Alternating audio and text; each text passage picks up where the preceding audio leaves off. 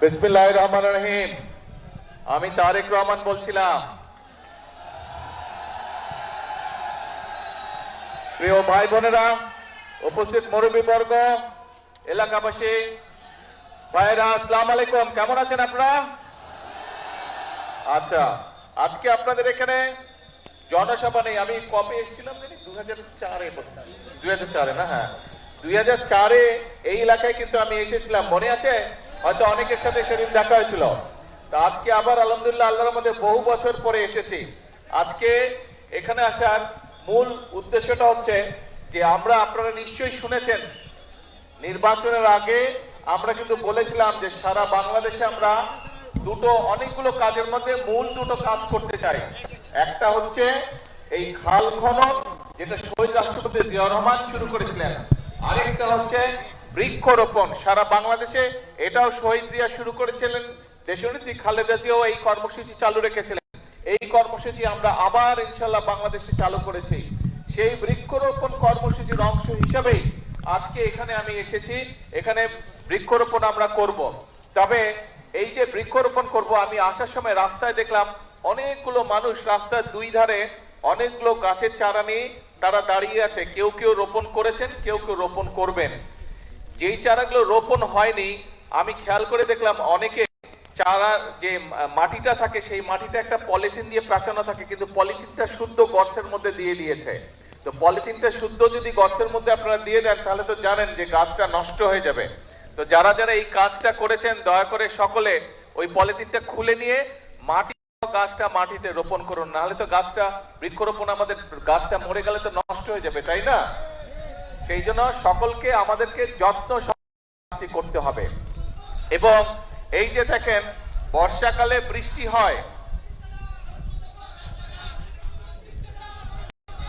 আচ্ছা ভাই, আগে ডাক দেওয়া শেষ করি, তারপরে স্লোগান দেয়। এখন না, আস্তে আস্তে। এখন এই যে দেখেন, আমরা দেখেছি যে দেখেন চট্টগ্রাম অঞ্চলের দিকে প্রায় 5টি জেলাতে অনেক বৃষ্টিপাত হয়েছে। তার আগে আবার বৃষ্টিপাত ছিল না বেশ অনেকদিন, তাই না? বৃষ্টি এই যে হচ্ছে, মাঝখানে অনেকদিন গ্যাপ ছিল না বৃষ্টির। এই যে কখনো বৃষ্টি বেশি হচ্ছে, কখনো বৃষ্টি হচ্ছেই না প্রায়। এই যে আবহাওয়ার এই বিষয়টা, এটা কেন হচ্ছে?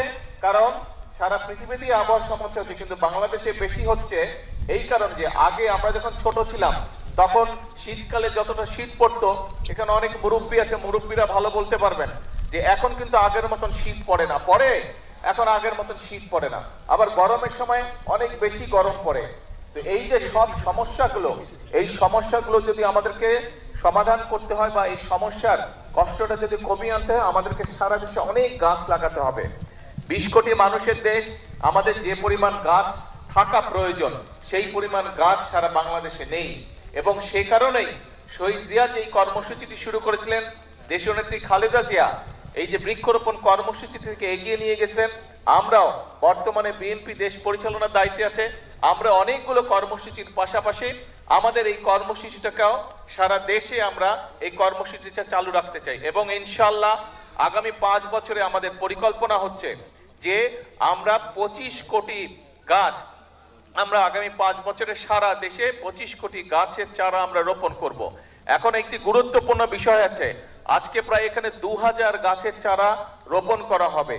যারা যারা যে গাছের চারাটি রোপণ করবেন, আপনাদের দায়িত্ব কিন্তু আজকে রোপণ করে চলে গেলেই কিন্তু, শুধু রোপণ করলেই কিন্তু কাজ শেষ হয়ে যাচ্ছে না। একটি শিশু যখন ভূমিষ্ঠ হয়, শিশুটা ভূমিষ্ঠ হলেই কিন্তু বাবা মায়ের কাজ শেষ হয়ে যায় না, বরং শিশুটা ভূমিষ্ঠ হবার পরে শিশুটাকে যত্ন সহকারে গড়ে তোলা, যত্ন সহকারে মানুষ করাই হচ্ছে সবচেয়ে আসল কাজ। কাজে এই গাছটা যেটা আপনারা আজকে রোপণ করবেন, এই যে 2000 গাছের চারা রোপণ করা হবে, এই গাছটা কিন্তু শিশু গাছ, আজকে শিশুর মতন এটিকে বড় করতে হবে। কাজেই যারা যারা গাছের চারাটি রোপণ করবেন তাদের কাছে আমার অনুরোধ থাকবে, এবং যেই বাড়ির সামনে গাছটি রোপণ করা হচ্ছে সেই বাড়িতে যারা বসবাস করবেন অথবা আশেপাশে যদি দোকান থাকে, প্রত্যেকের কাছে আমার অনুরোধ থাকবে, আহ্বান থাকবে যে গাছটি একটা সাইজে বড় না হওয়া পর্যন্ত দয়া করে গাছটিকে যে যতটুকু পারেন, যেভাবে পারেন গাছটিকে দয়া করে যত্ন করবেন যাতে গাছটি বড় হতে পারে। কারণ এই গাছটি যদি বড় হয় আপনি বুক ভরে শ্বাস নিতে পারবেন। এই গাছটি যদি বড় হয়, এই গাছটি বড় হলে এই গাছের তলায় আপনি শান্তি মতন ছায়ায় বসতে পারবেন। কাজে এই গাছটি আমাদের উপকারের জন্যই হবে, শুধু আপনার না, আপনার সন্তান, আপনার পরিবার, আপনার এলাকার মানুষ, আপনার পাড়ার মানুষ সকলে এই গাছের সুবিধা পাবে। গাছটির গরমকালে যখন গাছটি বড় হবে, গরমকালে যখন বাতাস হবে গাছটিতে, সেই বাতাসের যে শান্তির স্পর্শ বাতাস সেটিও আপনি পাবেন। কাজেই আসুন, আমরা যদি আমাদের এলাকাটাকে সুন্দর করতে চাই, আমরা যদি আমাদের দেশটাকে সুন্দর করতে চাই, তাহলে অবশ্যই আমাদেরকে এই গাছের যত্ন নিতে হবে, বৃক্ষ রোপণ করতে হবে। এই বৃক্ষটি বড় হলে যাতে এই বৃক্ষের সুবিধা সকলে পায়, প্রত্যেকটি মানুষ পায়, ওই বৃক্ষের আশেপাশে যারা বসবাস করেন প্রত্যেকটি মানুষ যাতে সেই বৃক্ষের সুবিধাটা পায়, আমাদেরকে সেটাই চেষ্টা করতে হবে। আসুন, আল্লাহর নাম নিয়ে বিসমিল্লাহ বলে আমি আমার চারাটি রোপণ করছি। যারা যারা এখনো রোপণ করেননি তাদেরকে অনুরোধ করব, কিন্তু মূল কথা হচ্ছে যে শুধু আজকে রোপণ করে চলে গেলেই হবে না, গাছটির যত্ন নিতে হবে যাতে গাছটি বড় হতে পারে। আপনি যেরকম সন্তানকে দেখেন বড় হতে, সন্তান যত বড় হয় আপনার বুকটা ভরে ওঠে আনন্দে, ঠিক এই গাছটি যারা যারা রোপণ করছেন বা গাছের যাদের দোকানপাট, বাসা বাড়ির আশেপাশে বা সামনে এই গাছের চারাটি রোপণ করার পরে গাছটি যখন বড় হবে, দেখবেন সন্তান বড় হওয়ার যে আনন্দ, ঠিক গাছটি যখন যত বড় হবে দেখবেন একই রকম আপনি আনন্দ পাবেন। আসুন, আল্লাহ দেওয়া এই নিয়ামত, এই আনন্দটি আমরা আজকে সকলে ভাগ করে নিই। হ্যাঁ, আপনারা আজকে যারা 2500, 2000 না, এখানে 2500 গাছ রোপণ করা হবে, যারা 2500 গাছের চারা রোপণ করবেন তাদের সকলকে আমি অনুরোধ করব, আসুন সুন্দরভাবে আমরা চারাটি রোপণ করি, আমরা একসাথে আজকে 2500 চারা রোপণ করি আগামী 2 মিনিটের মধ্যে। হ্যাঁ, আচ্ছা, বৃক্ষরোপণ উপলক্ষে একটা সুন্দর স্লোগান আমরা তৈরি করেছি, বৃক্ষরোপণে সাজাই দেশ সবার আগে, বৃক্ষরোপণে, জোরে, বৃক্ষরোপণে সবার আগে। হলো না, আরো জোরে বলতে হবে, বৃক্ষরোপণে সবার আগে। ইয়েস, আসেন বিসমিল্লাহ বলে আমরা গাছের চারাটি রোপণ করি।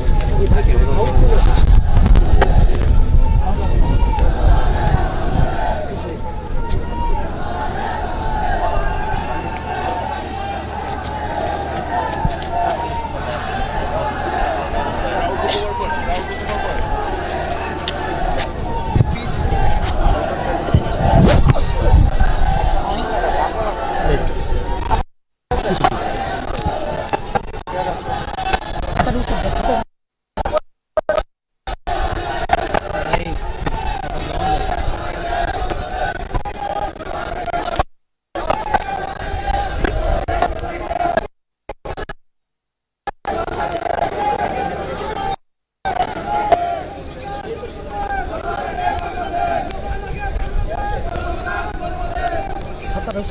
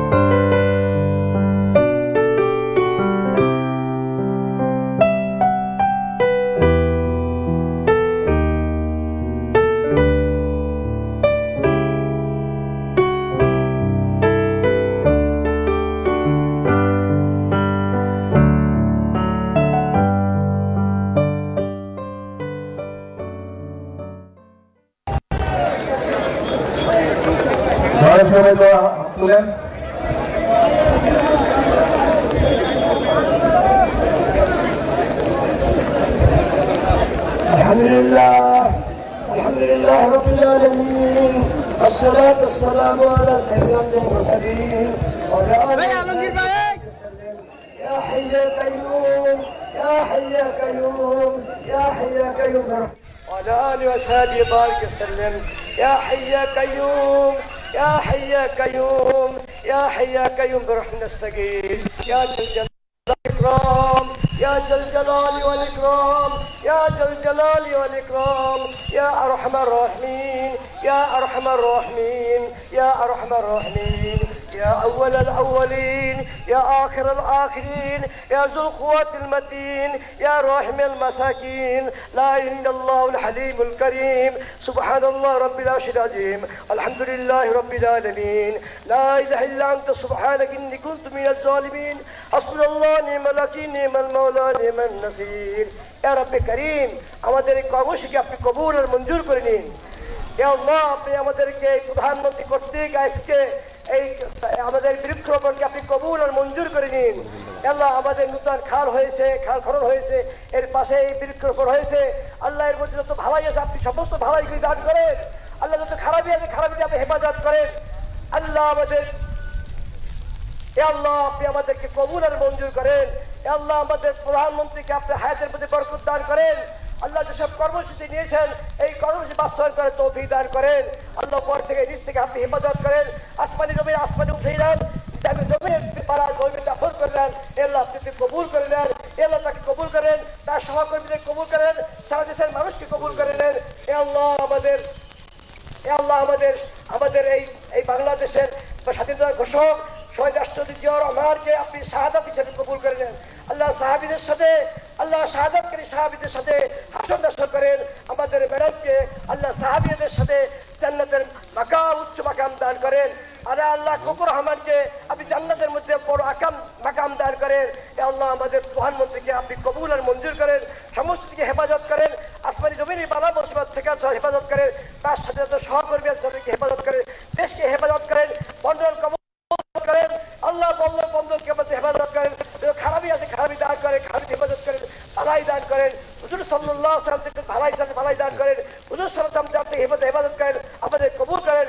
সুবহান রাব্বিকা রাব্বিল ইজ্জাতি আম্মা ইয়াসিফুন ওয়া সালামুন আলাল মুরসালিন আলহামদুলিল্লাহি রাব্বিল আলামিন আমিন আমিন বিরহমাতিকা ইয়া আরহামার রাহিমিন।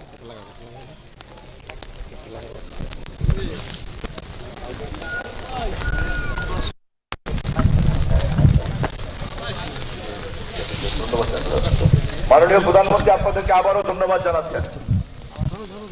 প্রিয় ভাই বোনেরা, এই যে আমরা যে গাছের চারা রোপণ করলাম, আমি কিন্তু আপনাদের কাছে একটি অনুরোধ করেছি এবং আহ্বান করেছি যে এই গাছের যত্ন নিতে হবে।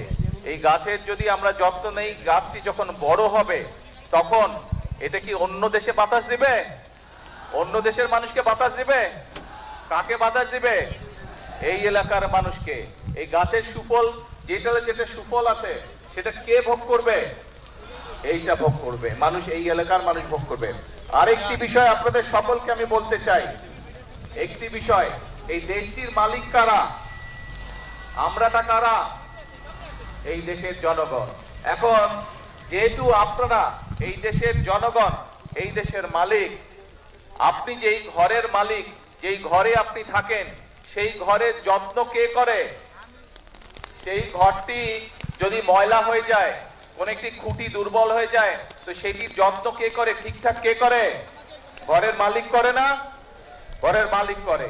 তো দেশটা যেহেতু আমাদের সকলের, এই দেশটার তো আমাদেরকে যত্ন করতে হবে।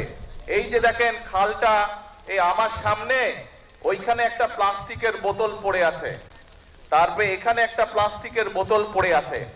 এই যে পত্রপত্রিকা খুললে আমরা দেখি বিভিন্ন জায়গায়, এই যে বর্ষার সময় এখন আমরা কি দেখি, বিভিন্ন জায়গায় পানি জমা হয়ে যাচ্ছে, হচ্ছে না? সেটি শহরেই হোক, গ্রামেই হোক, বিভিন্ন খাল বিল এগুলা বন্ধ হয়ে গেছে, পানি যেতে পারছে না ঠিকভাবে। এইটা দেখি না আমরা? এই সমস্যা হয় না? তো এখন এই যে সব জায়গায় যদি আমরা ময়লা ফেলি, আবর্জনা ফেলি, তাহলে এই খাল বিল সব ময়লা হয়ে যাবে, খাল বিল সব বন্ধ হয়ে যাবে। এবং খাল বিল যদি বন্ধ হয়ে যায়, এই খালটি যদি চালু থাকে, এই খালে যদি পানি প্রবাহিত করে, উপকারটা কাদের হবে? এই এলাকার মানুষের হবে।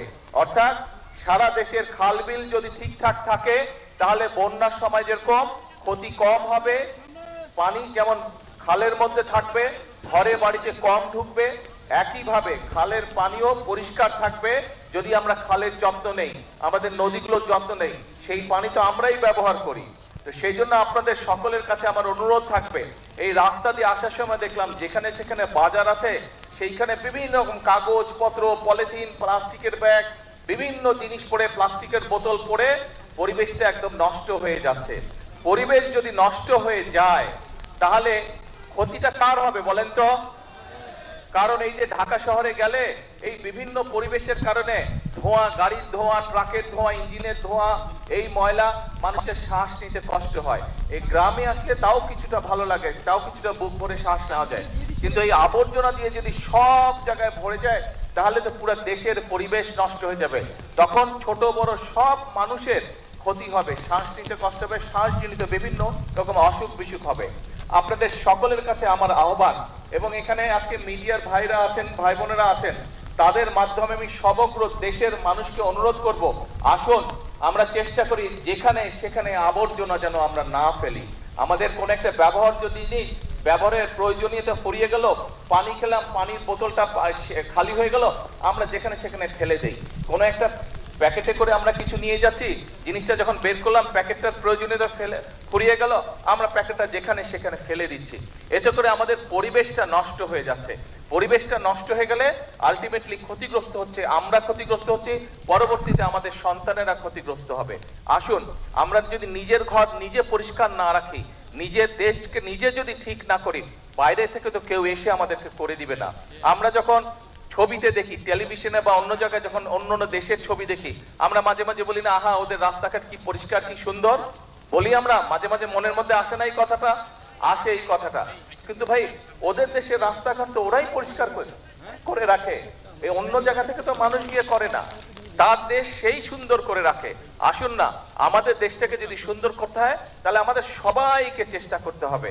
আপনাদের বাড়িতে, একটা বাড়িতে যদি 5-7 জন মানুষ থাকে, আপনার পরিবারে তো 5-7 জন মানুষ থাকে না? এখন একজন মানুষ যদি সারাদিন বাড়ি পরিষ্কার করে আর বাকি 5-7 জন মিলে যদি সারাদিন ময়লা করে, ওই বাড়ি পরিষ্কার রাখা সম্ভব? ঘর পরিষ্কার গুছিয়ে রাখা সম্ভব? তো দেশটাও তো ঘরের মতনই। কয়েকজন যদি শুধু পরিষ্কার করে, এই যারা সরকারি যাদের দায়িত্ব পরিষ্কার, তারাই শুধু পরিষ্কার করে, সবাই মিলে যদি শুধু ময়লা করতে থাকে তাহলে তো পরিষ্কার রাখা সম্ভব হবে না। আমাদের সকলকে মিলে পরিষ্কার করতে হবে। যেখানে ময়লা ফেলার জায়গা, সেই ময়লাটা সেখানেই ফেলতে হবে। আমরা যদি চারিদিকে ছড়িয়ে ছিটিয়ে ময়লা ফেলি, একদিকে যেরকম দেখতে খারাপ লাগবে, আপনারা তো বাসে করে বিভিন্ন জায়গায় যান না, বরিশাল সদরে যান, ঢাকায় যাচ্ছেন, বিভিন্ন জায়গায় যাচ্ছেন, বাসে করে যখন যাবেন দেখবেন যেখানে বাজার ঘাট দোকানপাট আছে সেখানে ময়লা দিয়ে ভরা, সেখানে বিভিন্ন রকম আবর্জনা দিয়ে ভরা। ময়লা দেখতে কারো ভালো লাগে? তো ময়লা হলে কি হয়, পরিবেশটা ময়লা হয়ে যায়, দেখতেও ভালো লাগে না, দেখতেও ভালো লাগে না। তাহলে আসুন আমাদের দেশের যত্ন আমাদেরকে নিতে হবে, আমাদের দেশকে গড়ে তুলতে হবে আমাদেরকে। আমরা সবাই মিলে চেষ্টা করি, আমরা সবাই মিলে যদি সচেতন হই তাহলে আমরা আমাদের পরিবেশটা সুন্দর করতে পারবো। আমরা যদি আমাদের পরিবেশটা সুন্দর করতে পারি, আমাদের ভবিষ্যৎ বংশধররা একটা সুন্দর জায়গায় থাকতে পারবে। আমরা এইভাবে, এই যে খালের মধ্যে প্রয়োজন শেষ হয়ে গেছে, প্লাস্টিকের বোতল ফেলে দিয়ে গেছে, ওখানে আরেকটা প্লাস্টিকের পানির বোতল ফেলে দিয়ে গেছে, বিভিন্ন জায়গায় দেখবেন যে পলিথিন ফেলে দিয়ে গেছে, কাগজ ফেলে দিয়ে গেছে, ওই যে ওখানে খুব সম্ভব একটা সিগারেটের প্যাকেট পড়ে আছে। আসুন আজকে থেকে আমরা চেষ্টা করি আমরা যত্রতত্র ময়লা ফেলবো না, আমরা যত্রতত্র যেখানে সেখানে এই ধরনের জিনিসপত্র, প্লাস্টিকের বোতল, পলিথিনের ব্যাগ, আমরা এই সিগারেটের প্যাকেট, এগুলা যত্রতত্র ফেলবো না। যদি শেষ হয়ে যায়, যদি ফেলে দেওয়ার প্রয়োজন হয়, আমরা ধরে রাখবো, যখন একটি নির্দিষ্ট ময়লা ফেলার জায়গা পাবো আমরা সেইখানেই সেটি ফেলে দিব। আমরা কি এই প্রতিজ্ঞাটা করতে পারি, এই চেষ্টাটা করতে পারি কি ভাই? এই চেষ্টাটা আমরা করতে পারি? খুব কাজা। আমার পকেটে যদি হাত দেন, এই দেখেন টিস্যু বের হবে আমার পকেট থেকে। এই টিস্যু একটু আগে আমি যে মাটি নিয়ে হাত ধুয়ে, এখন এখানে তো টিস্যুটা ফেললে তাহলে তো আমি আপনাদের যা বলছি আমি নিজেই সেটা মানলাম না। সেই জন্য ছোটবেলা থেকে আমি অভ্যাস করে নিচ্ছি, যখন আমি টিস্যু ব্যবহার করি করে আমি আমার পকেটের মধ্যে রেখে দিই টিস্যুটা। আমার যে কোনো প্যান্টের পকেটে হাত দিলেই দেখা যাবে টিস্যু বের হয়ে আসতেছে, সারাদিনে সব টিস্যু গিয়ে প্যান্টের পকেটে জমা হয়। রাতে যখন বাসায় যাই, আমি রাত্রে বাসায় গিয়ে ডাস্টবিনের মধ্যে বা যেখানে ময়লা ফেলার জায়গা সেখানে আমি টিস্যুগুলো নিয়ে ফেলে দিই, সারাদিনের ব্যবহৃত টিস্যু।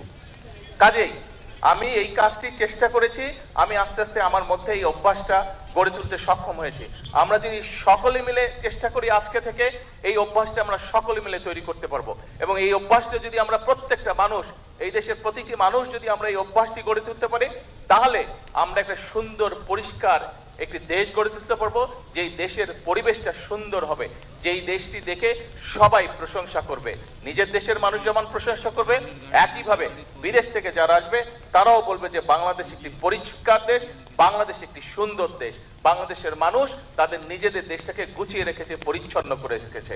প্রিয় ভাই বোনেরা, আজকে আপনাদের সামনে আমি কোনো রাজনৈতিক বক্তব্য দিলাম না, কারণ রাজনৈতিক বক্তব্য থেকে নিজের দেশের জন্য ভালো কিছু করাটা অনেক অনেক অনেক গুরুত্বপূর্ণ। আমি মনে করি এই যেই কথাটি আমি বলেছি, এই কথাটি, এই কাজটি যদি আমরা করতে পারি, এটি দেশের জন্য অনেক বড় গুরুত্বপূর্ণ। এটি দেশের জন্য বর্তমানে এবং ভবিষ্যতে বাংলাদেশের ভবিষ্যৎ প্রজন্মদের জন্য একটি সুন্দর সুস্থ দেশ গড়ে তুলতে আমাদেরকে সাহায্য করবে। আসুন আজকে এই বৃক্ষরোপণের দিনে, আজকের এই কর্মসূচির দিনে আমরা সকলে মিলে প্রতিজ্ঞা করি যে আমরা আমাদের স্ব অবস্থান থেকে প্রত্যেকটি মানুষ যতটুকু সম্ভব হবে আমরা চেষ্টা করব আমাদের আশেপাশের পরিবেশের প্রতি আমরা যত্ন নিব। আমরা চেষ্টা করব আমাদের আশেপাশের ঘর বাড়ি রাস্তাঘাট যতটুকু সম্ভব আমরা আমাদের অবস্থান থেকে আমরা চেষ্টা করব সেই পরিবেশটিকে রক্ষা করার জন্য, পরিবেশটিকে পরিষ্কার রাখার জন্য, পরিবেশটিকে সুন্দর রাখার জন্য। আপনাদের কাছে এই প্রত্যাশা রেখে আমার বক্তব্য শেষ করছি। আল্লাহ হাফেজ। বাংলাদেশ জিন্দাবাদ। বাংলাদেশ জাতীয়তাবাদী দল জিন্দাবাদ। আসসালামু আলাইকুম।